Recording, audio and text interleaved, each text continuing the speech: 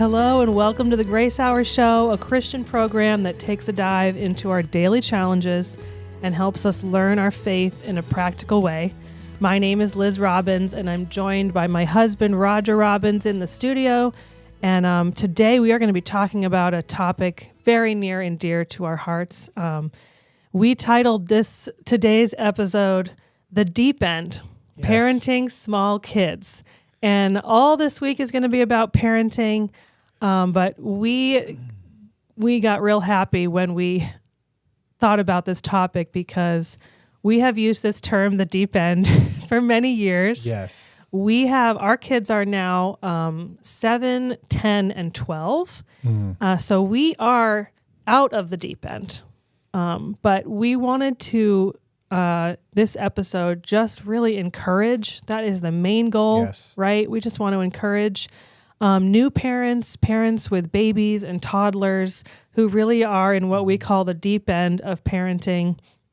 So some of the things we want to go over in the show are just to encourage you in the value of kids, the value of having kids, and the benefits of it to the parents.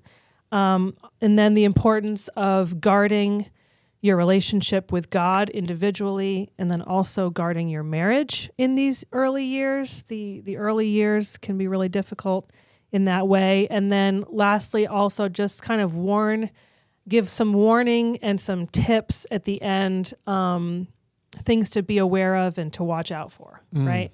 Yes. So why do we call it the deep end? I think if you have small children, you don't need us to answer this question. You can just sit there and laugh. You're like, yes, it is. Commiserate. Those together. Early years, they can feel, I think the reason why we first thought of that term was because you just feel in over your head. Yes. The day that you get sent home with this little person and they just let you just take them home. Hospital. You're in the hospital. You've never had a human being to take care of before. And now they're like, you can go now. And you will raise him. And all the professionals there at the hospital just say goodbye and you put him in the car seat. And you feel, you could, maybe, the way we felt, you could feel very much in over your head and overwhelmed by just the sheer newness of it. It's just so new. Foreign. Everything about it can feel fragile, overwhelming because of just the newness. And I think we have 3 kids, and we can attest that that first kid is by far the most challenging. And I really think it just has to do with how new it is, because the second kid could still be difficult. Could still have a, kid with food aversions or bad sleeping or any kind of health problems.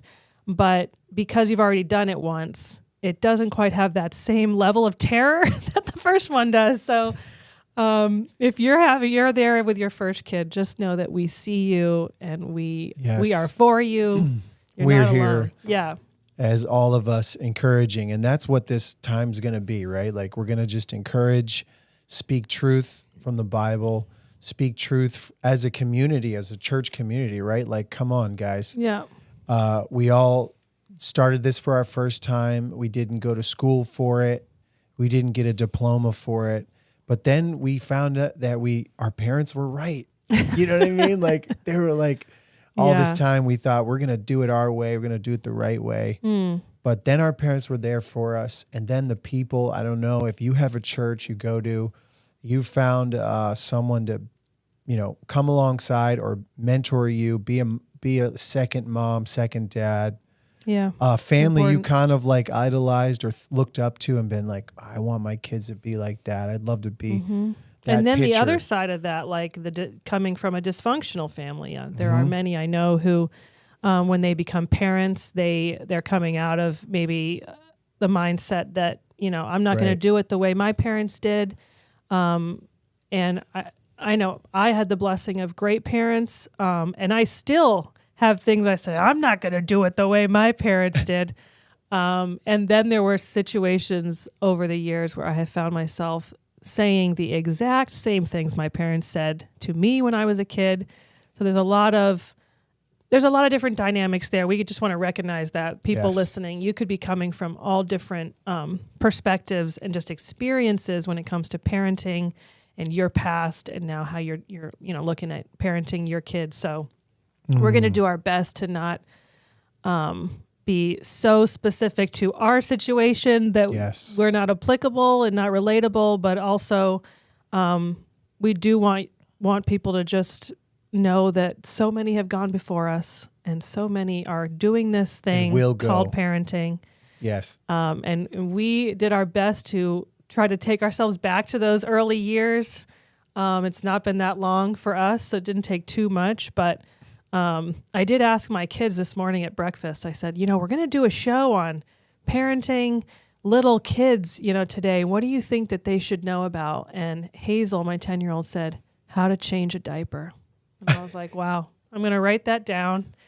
Duly noted. Thank you, Hayes. And I will say that you were amazing with diapers. Early Yes. on, you were like, this is something I can do. Some dads are clean freaks, and they're like really able to just be like, let's just deal with this right now. I'll do everything here. I'll even take out the trash and restack the That diapers. diaper genie. thing. Yeah. Oh man, that was like my best friend. Mm-hmm. So You did that. You owned that. It was great. We got small parenting. I mean, small kids parenting small kids. Excuse me.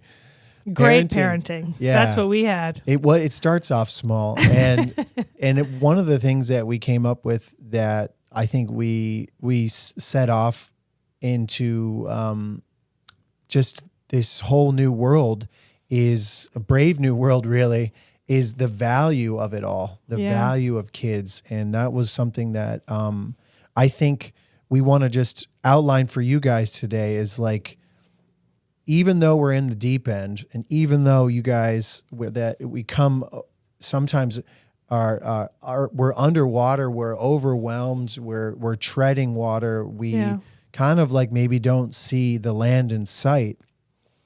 That doesn't mean that there isn't land, or that, I won't be able to learn to swim, or there isn't purpose and meaning. Yeah. There definitely is. Yes. And we all know that. I mean, the moment we hold that child in our arms. However, life is a journey. Life is long. Life is equated with many years, and that's a beautiful thing. But in that, it's like there's many moments where we lose the value or lose the purpose of it, right? Yeah. And so thankfully we have the Bible. And for those who have put their trust in Christ, when we look at him, we discover value and meaning for ourselves. And then when it comes time to have kids, value, I think one term that we sometimes reflect on is embracing what has happened. Yeah. And because value and purpose and meaning aren't truly discovered until we just take a hold of it and look at it. And in a way, as moms and dads, we own it. Mm-hmm. We just embrace this for what it is. And I think that's why maybe Hazel said changing diapers. Because how real is that? Holding, not to be too descriptive, but just holding this dirty diaper and just hands are in there. We're all in, we're dedicated, we care.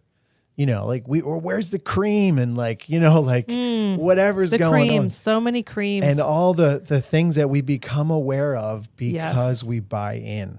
Well, and isn't it also that buy-in is important because the nature of the work is that it's unsung. It's like the unsung heroes, right? Yes. That changing a diaper it's gross.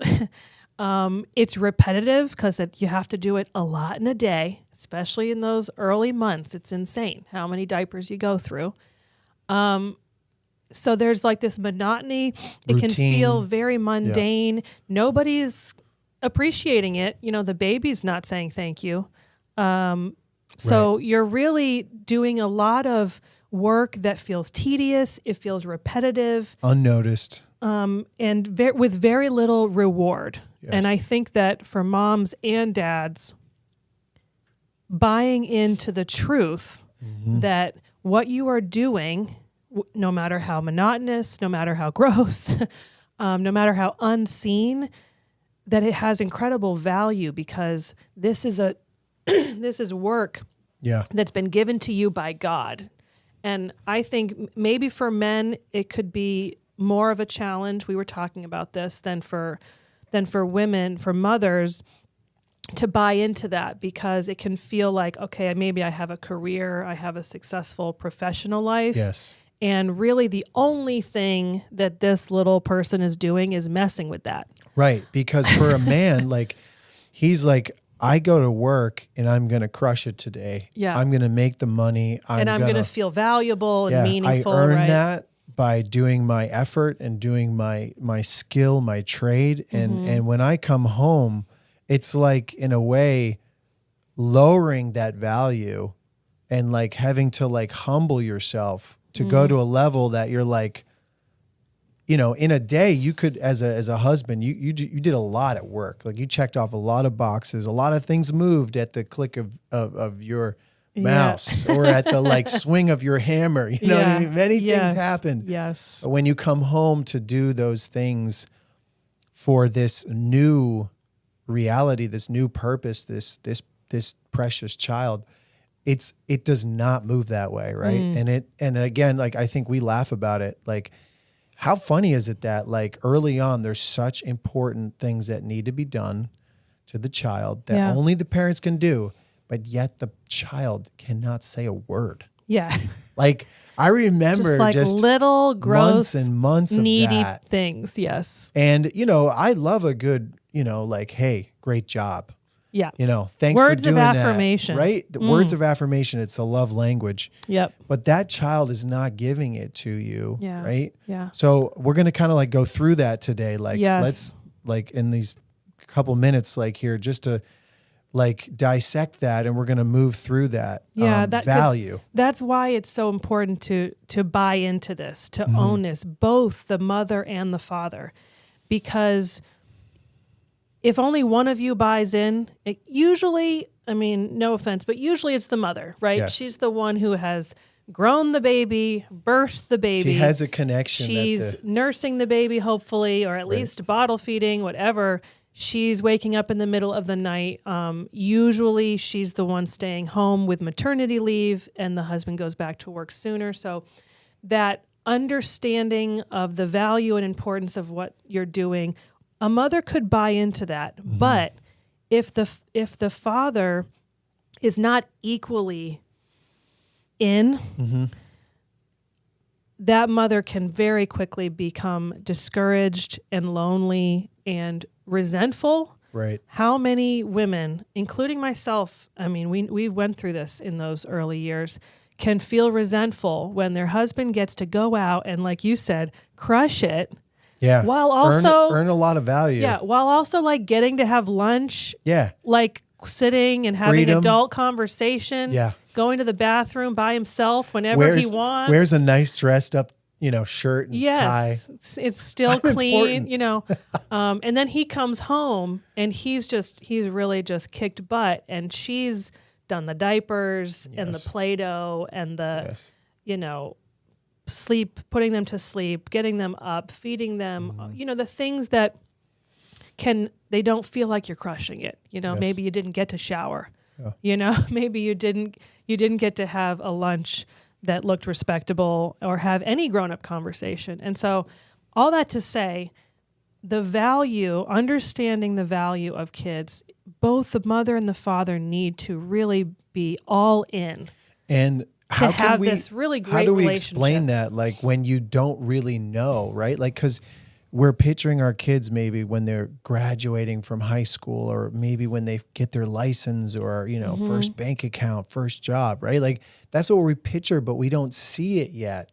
So it's going to come down to faith, right? Like, we're going to have to walk by faith in this. Yeah. And it hits home to the personal challenge we have as believers, right? Like, so let's just think about that for a minute. And I thought about Abraham today, how it says in Genesis 22, and I think it's verse 5. He says to the people that when he's going to sacrifice Isaac, right? Like he's going up with his son, and he goes up and he says to the men that went with him, it says, the boy and I will go over there and worship and come again to you. Like there's like this, what's the point of this? Like why would Abraham say things that way? It doesn't make sense. That's not what he's supposed to do. He's going to go worship and then come back again with his boy. Like that wasn't the plan, when God gave him this child and told him what to do with this child, right? But this was an act of faith. Abraham believed in something. Yeah. And he believed and trusted God. And he's like, the boy and I, we're going to go up there and worship, and then we'll come back again. And I think that's like, there's these little breakthrough moments that we hope that you would gather in your monotony, in the days of not feeling the value, because God is calling us to walk by faith in this. Yes. And it's such a principle, actually, right? Because so what we're saying is like we're just like turning the corner out of it, right? And there's many that have. And we're saying to those who are in it, the deep end. In the real deep end here, walk by faith and believe that there is a purpose for it. Yeah. And perhaps, like in this case with Abraham, he thought about it as worship.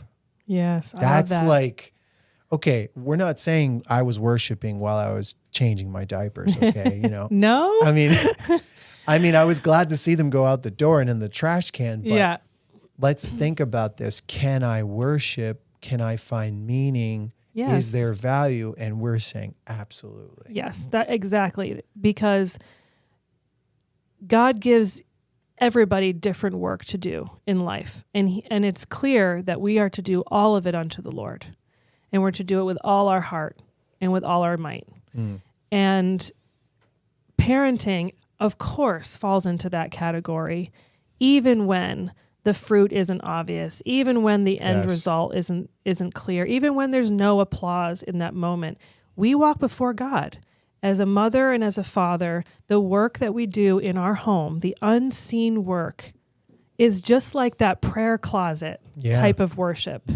It's like so valuable, it's so precious because it's unseen by people, because you don't get any applause.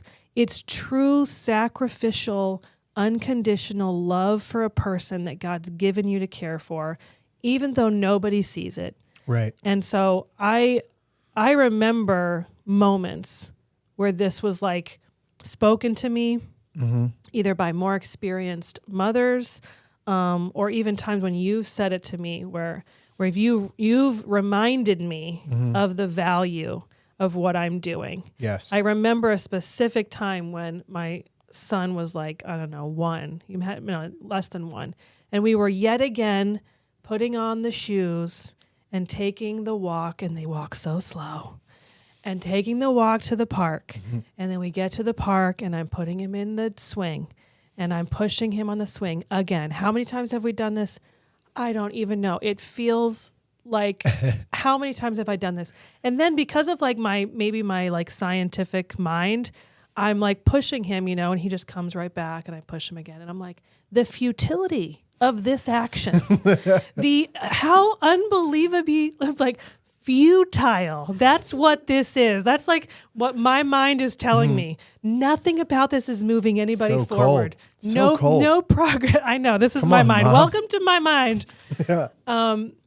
And then having like the Holy Spirit, like literally correct me and say like, if you are doing this unto me, yes, it is good work.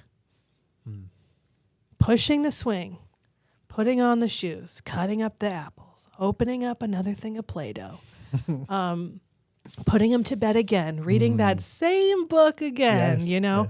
And so just to say that not only is it that these children are valuable to the Lord because they bear the image of God and he's given them to you. I mean, they're eternal souls. Right. But also we were talking about how it's good for me. Yes. it's good for me Yes. as a person who walks before God to have this challenge, this Right. incredible So, opportunity. Exactly. That's it. It's a breakthrough moment, right? Like there's a breakthrough where you go, wow, you ordained this for me, God. You're a smart guy. You tricky.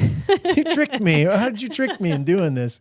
And he's like, he has it all mapped out. Yep. And he's like, I want a father's heart. I want a mother's care, a mother's words, a mother's teaching and discretion. Yeah. That's what I want out of you.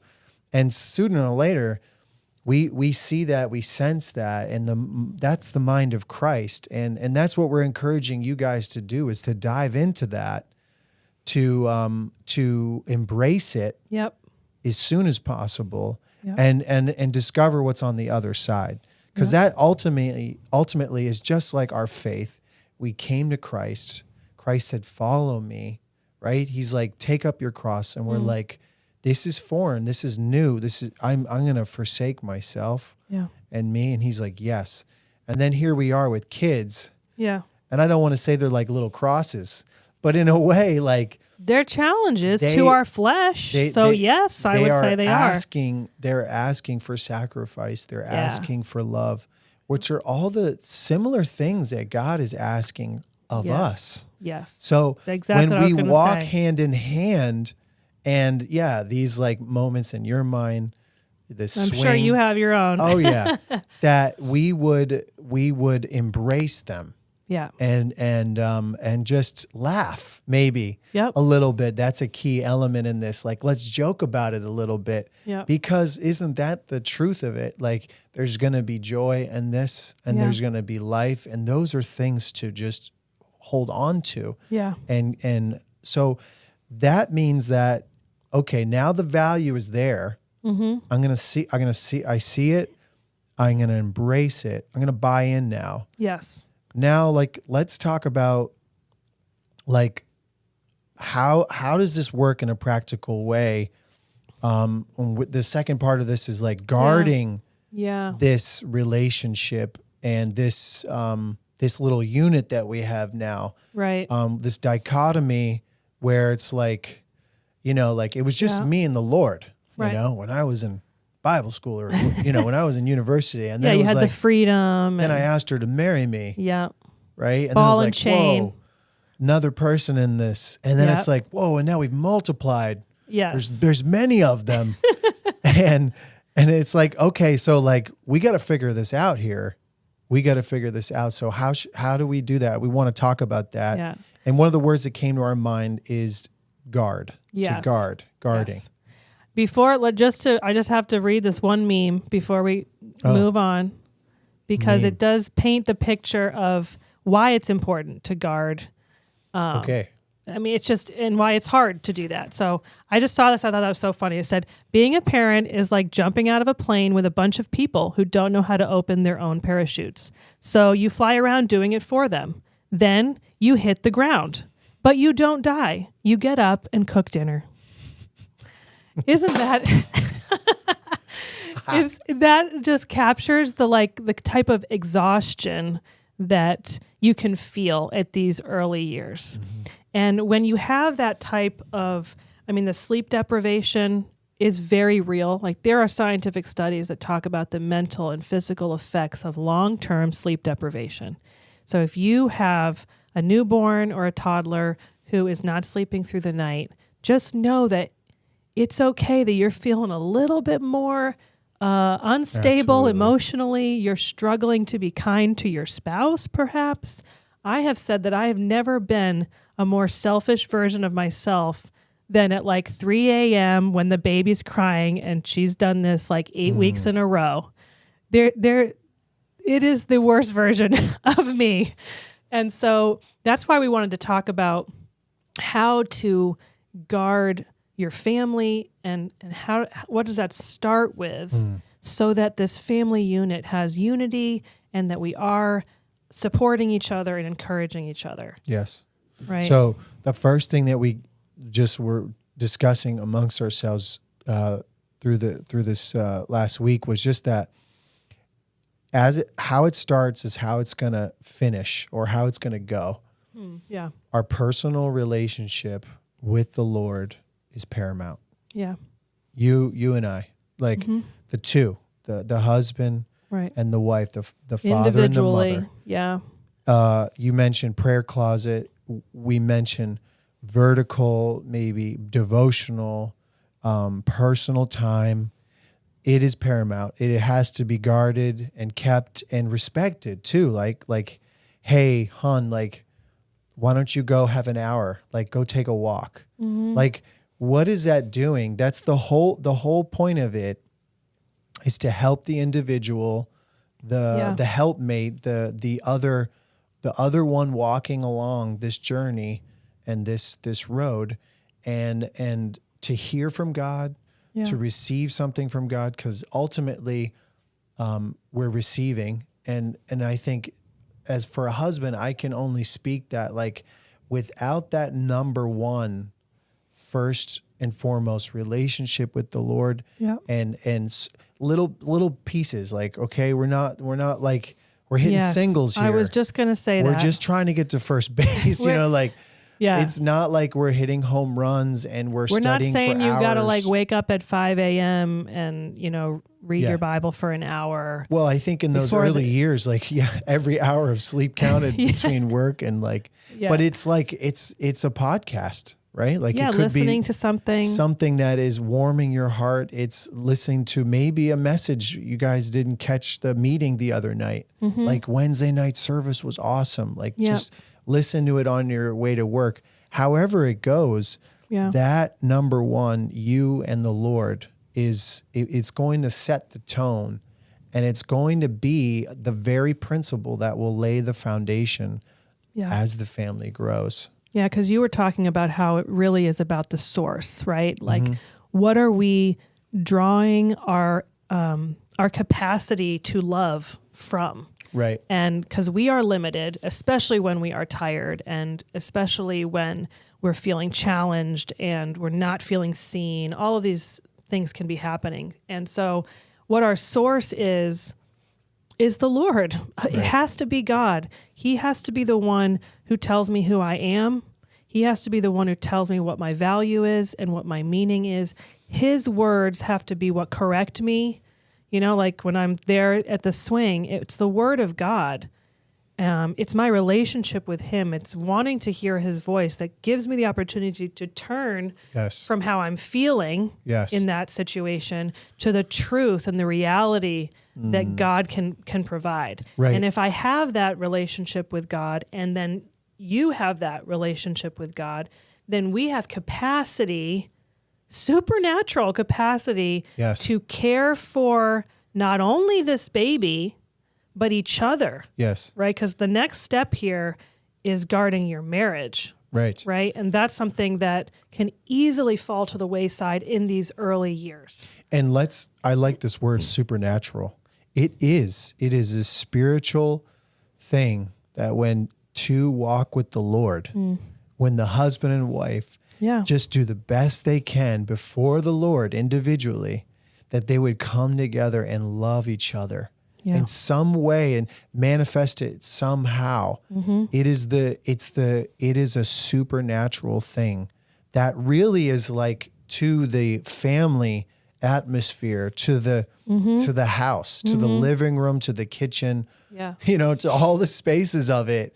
You fill it with a supernatural, or we would say spiritual, like from the Lord, a place that says, okay, God comes first, right? Like God comes first. Yeah. Like children don't come first. Right. Even my marriage doesn't come first. Like number one, I have to go to God. Yeah. And I receive and I take and I use, and now I pour into. Yep. She responds, I respond. And then so remember, I think we talked about this a couple of weeks ago, and I think it's good to point out intimacy. Yeah. Right. So we had this thought that and maybe the years before you had children, I don't know if this is relevant, but it is for us. We didn't have kids for, I think, 2 or 3 years. 3 years, it was almost 3, right? So those years before where like we were cultivating the intimacy and the relationship. Yeah. And like we were figuring out how we walk with the Lord, walk with each other, walk on our own, like how we deal with didn't know disagreements and right. all those things. Yeah. And so intimacy was really like the foundational level of like, okay, getting to know one another, eye to eye, face to face, words and conversations, thoughts, exchanges, right? And then, so that intimacy is something that you can use. That's something that you will take into having the children and parenting them. Because we were saying that it was the intimate times of our early years of marriage that we built on that intimacy. Yeah. For the times when there was kind of like droughts. Remember when there was times when we couldn't see a lot of value. And I think that's an important thing to note, that intimacy with God and intimacy in our walk with God can carry us a long way in seasons where, let's just face it, I got to go to work every day. I'm exhausted. She's exhausted. You know, we're burning the what is it, on both ends? Yeah, we're burning the candle on both ends, right? Yes. We're like, the wax is going to run out soon. Like there is. Well, and I will say, like, isn't it true that when we talk about intimacy, I think if thinking about these parents right now who are in the deep end, and we remember it well. I think that was the hardest time in our marriage, and it was so fruitful also. Mm-hmm. But it was hard because the season changed, where we weren't just the two of us being able to chat and go out whenever we wanted to, and our evenings were our own, our times were our own, our bodies were our own.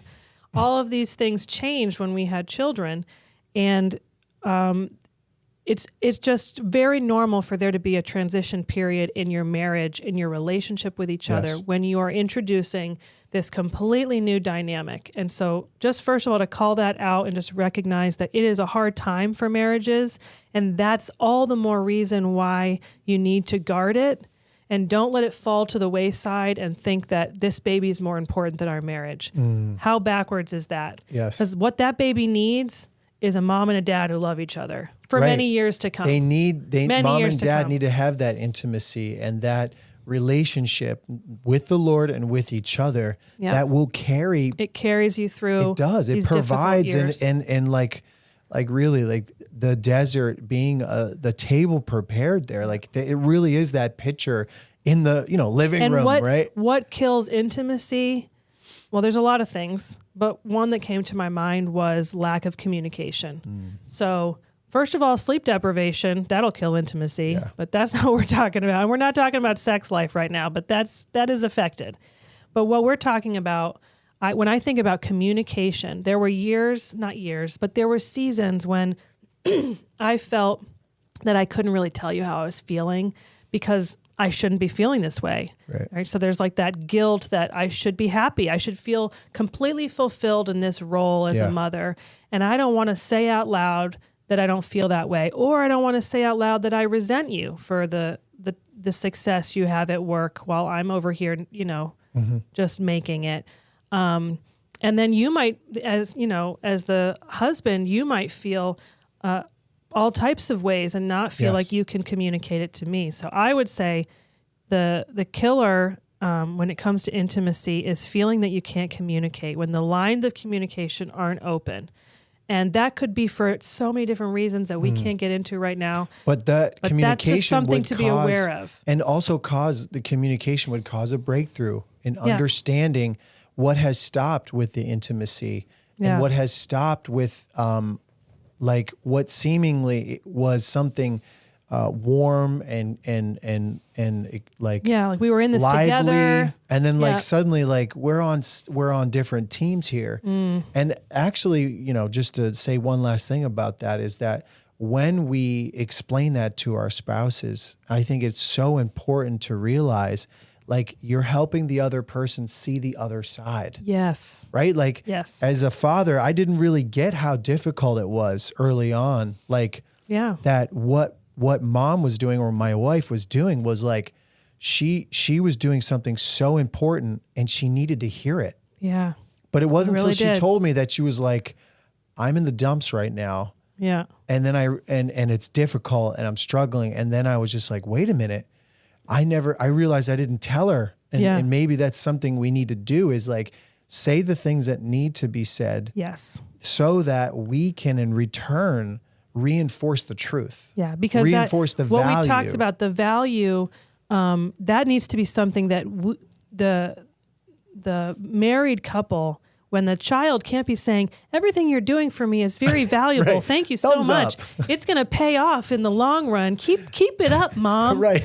You know, they're not saying that. So who's going to say that? It has to be us. We have to be each other's reminders. We have to be, we're guarding each other's roles. I have to say to my husband, the role you have as a father is so important. And what you're doing at work, working hard and providing and coming home with love and energy to play with your kids, it's so appreciated. It's so important. Yes. And then you saying to me, the work you're doing, all of these things at home that nobody sees, like it's so valuable. Thank you for doing it. You're the mother of my children. It's amazing.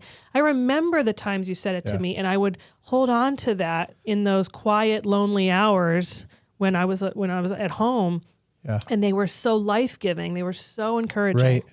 And like, so we got to guard this, and it starts with like our own walk. Yep. Then with each other. Yeah. And it comes under attack, and we're not here to condemn. We're here to encourage. Yeah. We've been through it all. We're not like and you can heroes. go to anyone else, find people in your local church, people that you can talk to about these things. They can give you similar stories, how they found these breakthroughs and moments of communication, because ultimately, and we're seeing this because we're right in the middle of that. Yeah. As our kids are growing, we're seeing this sequence play out today.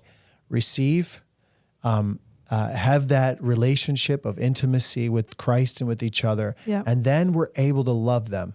Yeah. Like with the right frequencies and the right measures. And now it's like, okay, now we're like, this is the good type of monotony. You know what I mean? Like this is the good, like start and repeat. Yeah. And these are good healthy rhythms that are like going to create these capacities and the healthy home atmospheres. And like, we're seeing it, like we've experienced it, and maybe you have too. So, stick and by with the way, it. The deep end does end. You know, so let's just you put start that going out to that there. like 4 foot. Yeah, where you're like, where oh, you my toes can feel something. I can feel the ground, and then you're standing. So, and I think this is a good segue into this last. I don't know if it's a warning, but it's just another encouragement, which is that the early years, I think more so than any other years in parenting, are the most isolating.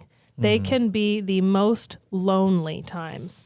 Again, of course, I'm looking at this more from the mother's perspective if you're staying at home with a young child. But I think it speaks to fathers also that in those early years, that's the time when isolation happens because it feels safe. It feels you want predictable, you want comfortable. Those are the things that you're craving when everything is new and scary with a newborn. So it's very natural that we would want to just kind of hunker down and just stay at home, stay isolated. Post up. Yeah, post up.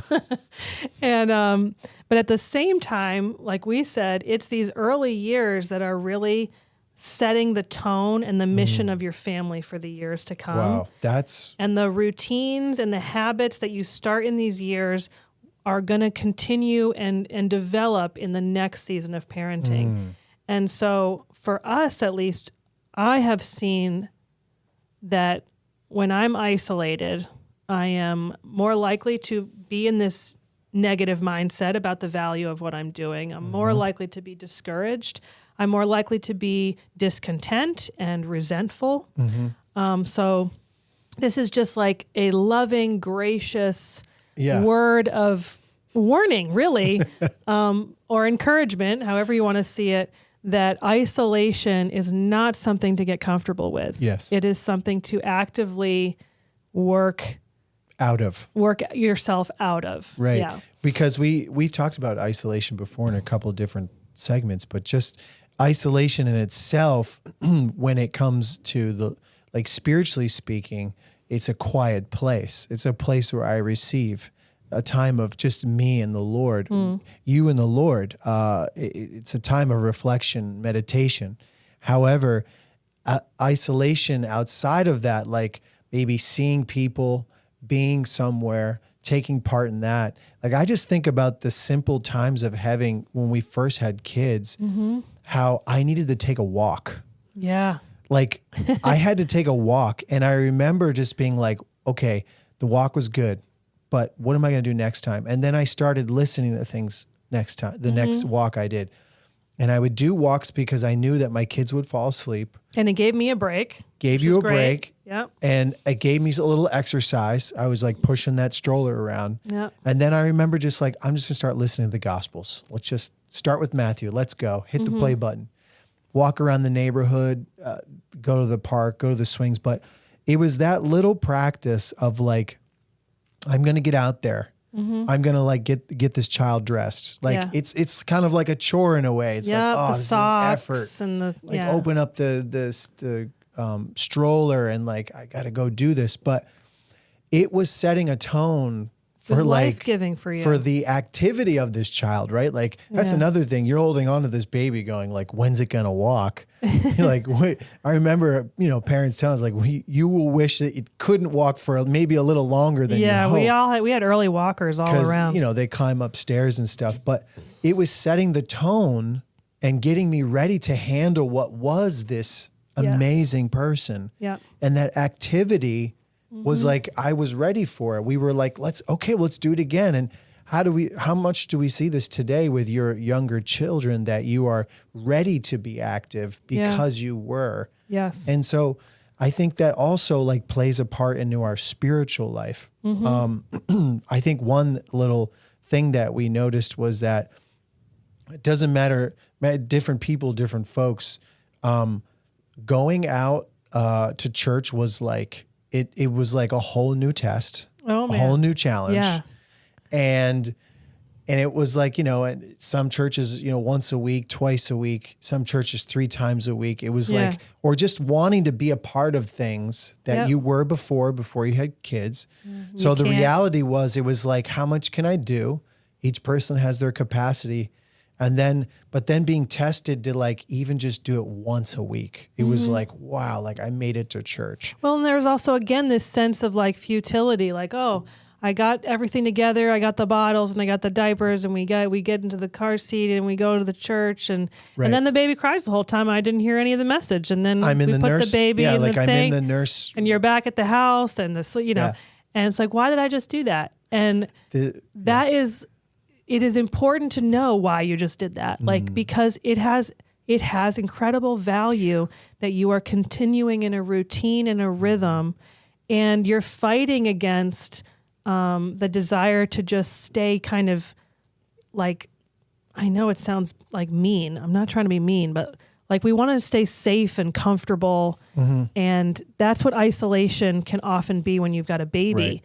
But even if you don't get to mingle with everybody the way you wanted to, or you don't get to hear the message that you wanted to, there was so much benefit in doing that. And then as they get a little older, they start going to like a Sunday school program, right? Like they're like beginning to learn the teachers' names, and those amazing moms and parents that are like that putting exposure is so good. And it's like, it's setting the stage, it's setting the tone for what is coming. More to come. It's showing your kids that they're part of something larger, something eternal. Like, whoa, this is like outside the door. Like when that kid walks out the door, he's like, wow, look at the yard. That's a really big one. It's so much bigger than that, buddy. And I'm going to show you. Yeah. And it's that practice that's setting a tone that is like so life-giving, right? Yeah. And it's going against I think what would be maybe something that is not as healthy. Yeah. And there's nothing wrong with staying at home and like resting and of course those things. we have balance there. But Absolutely. I think also in our spiritual life, mom and dad need this. Yeah. Like it was just grabbing a cup of coffee. Yeah. And can I just say, this is the other thing that, and we have to wrap up, I know, but one really great thing that I learned in the early years of having kids, as somebody who I did want to be involved in ministry, I wanted to be active in my church, but my kids had bad times. It was not as easy. I can't go to that, going out to meet with people wherever they were meeting. Yeah. And one of the things that we made a shift in was opening our home. And this was something that we hadn't really done that much before, but hospitality and learning that if I want to be in the mix with people, I can bring them into my home. Hey, let's do a prayer meeting at my house. I can put my kid to bed Right. and keep our routines and all those things, but still have life that's going to encourage me. And that was just a huge change in our life that I think would benefit anybody. So we do have to wrap up. We had some little tips. We can't go through all of them, but let's just I'll just read through them really fast before we close out. These are things that are just, you can take them or leave them. They're things that worked for us as the Robbins family. We know everybody's different, so that disclaimer's out there. But the first one was finding great biblical, like scripture-based music that isn't annoying to you, that your kids can listen to. Worship. We have a couple recommendations, a couple albums we really like. Rend Collective has a kids album called Rendco Kids that is excellent and really fun. Shane and Shane have an album called Sing the Word, which is really just that, and it's excellent. And then Ellie Holcomb has a great kids album too called Sing that we really love. The other one is the Jesus Storybook Bible. If you don't have a copy of this and you're not reading this to your 1, 2, 3, 4, or 5-year-old, gold. It is amazing. It tells the story of Christ throughout the Bible. Another one is, as much as possible, we just encourage you to have a good, short, and firm bedtime routine. And I will say no more than that. We will just move on. God bless you. Another one is reading a chapter of Proverbs a day. Even when your kid is little, this is something every mom or dad can do. It's very manageable. There's a chapter for every day of the month. And it's just instills concepts like sowing and reaping, the wise versus the fool, pride versus humility, the power of the tongue, importance of sharing and caring and serving. These are all things your kids need. And the last one is just embrace the truth that every family is unique. Every family is different. You do not need to compare. Do not fall into the trap of comparison. God's given you your child. Each one is unique and wonderfully made. And just enjoy the fact that your family gets to decide how you do life. You have your boundaries and your rules, and they don't have to look like other people's, and you don't have to feel bad about that. You don't have to judge other people, but you also don't have to feel guilty about your own. We often have sayings like, in the Robbins family, we do this, or we don't do this. And that is something we are unapologetic about because our family is given to us by God. Our kids are given to us by God to steward. And comparison is such a trap, and it's not from the Lord. So those are just a couple tips right at the end, but we really hope this was encouraging to all of you who are in the deep end. Thank you so much for joining us. This week's going to be great. A lot of different topics around parenting that are going to be discussed. So don't forget to subscribe on YouTube, Apple Podcasts, Google, Spotify, and more. And tune in tomorrow. So thanks for being here.